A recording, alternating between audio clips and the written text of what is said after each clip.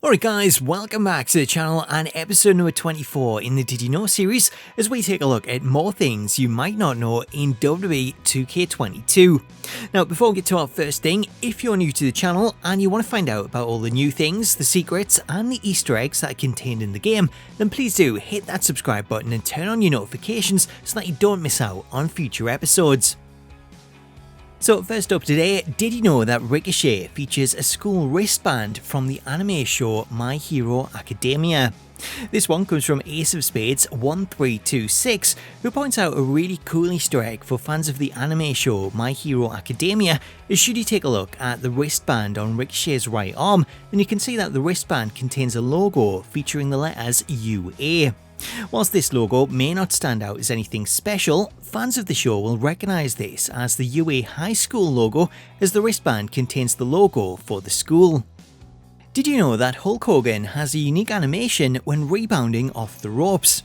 This one was suggested by Electric and Prince Sean, who both pointed out a unique rebound animation for Hulk Hogan, as rather than use the regular animation when running the ropes, the Hulkster features his own unique animation that sees him leaning over the top rope.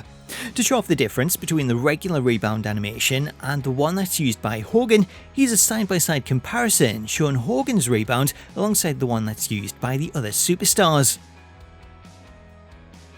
Did you know that R-Truth will use his old entrance motion when playing matches in the Elimination Chamber?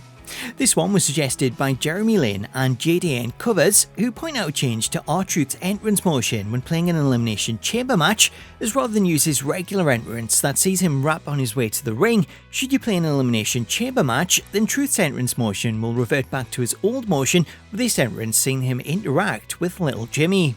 Staying with this animation, something else you might not know occurs when assigning this entrance motion as R-Truth's main entrance. Should you assign the entrance motion R-Truth 2 in Create an Entrance, then this will actually trigger some alternate commentary as the announce team will react to the entrance and talk about Lil Jimmy. A psychopath that belongs in a straitjacket. Psychopath? He's talking to the air, Byron. He's not talking to the air, Michael. He's talking to Little Jimmy. So what was your imaginary friend's name, Byron? Little Saxy. He wasn't as cool as Little Jimmy, though. I got some advice for you, Byron. Yeah? Take 2 weeks off, then quit. That doesn't sound very fun. We'll be fine, I promise. R-Truth set for action tonight. Little Jimmy just tripped over the bottom rope. Is he okay? What a knucklehead. Additionally, should you use this entrance in one of the NXT arenas, then there's also some exclusive commentary from Byron, as Byron will bring up how he talked to Jimmy and how he's excited for his first visit to NXT. I spoke to Little Jimmy earlier on tonight. I'll bet you did. He couldn't barely contain his excitement. Coming to NXT for the first time? What a moment. Hey, did you see that? Dumb Little Jimmy just tripped up the stairs. Oh, it happens from time to time. Did you know there's special Rivals commentary when playing with the Hurricane and Jerry Lawler? This one is a pretty obscure piece of Rivals commentary, as most pairings occur for stars who had a major feud. However, in the case of the Hurricane, he technically never feuded with Lawler, at least not as the Hurricane, though he did have a short program with Lawler after he dropped the Hurricane gimmick, with the pair then going on to have a match at New Year's Revolution in 2006. Nonetheless, should you have these two square off in a match, then you can hear the commentary team talk about how Lawler has been going out of his way to embarrass the Hurricane. And coming into this match, the King has gone out of his way to alienate and embarrass the Hurricane. But that could come back to bite him. Yeah, but Hurricane isn't going to let Lawler's words distract him. Hurricane knows that taking out a legend like the King could be exactly what he needs to prove all the naysayers wrong. Well, include me in as a naysayer. Someone should just tell Hurricane that the comic convention is at the arena across town, not here. And we know what has had these two heated. Lawler is an avid comics reader and artist and has had nothing but jokes to hurl at the Hurricane's expense.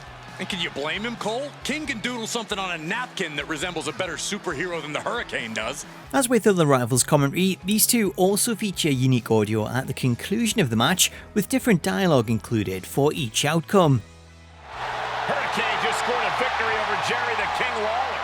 The Hurricane proved that he's no joke.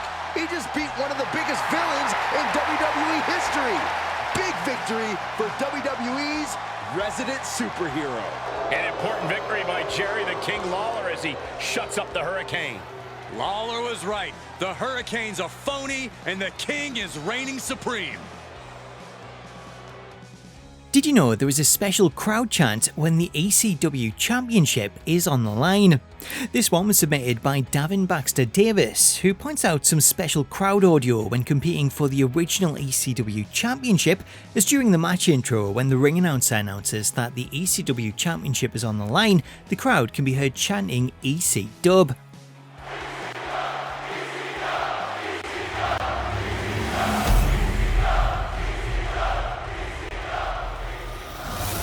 This crowd chant will only occur when playing matches for the original versions of the ECW Championship, as it can be heard when competing for the 94 to 2001 version and the 2006 to 2008 version.